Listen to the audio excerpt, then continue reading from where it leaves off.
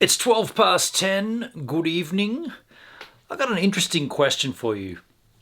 If you are involved in the live streaming space, if you're involved in live content, if you create your own content, if you're watching content, whatever the case may be, let me just put a light on here and I want to get background props as well. Put this guy back on. The question is, if somebody pretends to be someone else in a chat, so if you're live to the internet and someone comes into your stream and maybe it's the course of one stream or maybe it's the course of multiple streams, either way, they've come in and they've pretended to be somebody else. Doesn't really matter how far this pretend thing goes, just the fact that they are doing it. And also whether you find it out or not, it doesn't make any difference. The question is, what does that do to you as the streamer? Like, does that change your stream? If we were to put it into like perspective of, say, a scenario that has happened without naming names and changing names where possible, let's just say a guitarist came into a stream and pretended to, let's just say a random came into the stream pretending to be a guitarist from a touring band.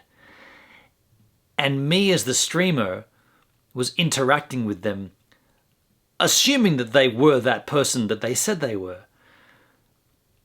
How does that change my content delivery?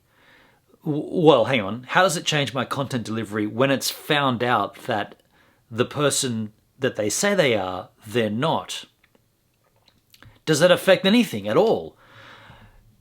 My thoughts are, if that person starts pretending and offering situations and scenarios based upon what that guitarist may offer, this is all hypothetical, that's when things change. So if it's just a case of someone trying to be someone else for shits and giggles, fine. But when they start acting upon that and saying, I'm touring, my band's touring Belgium. No, my band's touring Germany. No, wait a sec.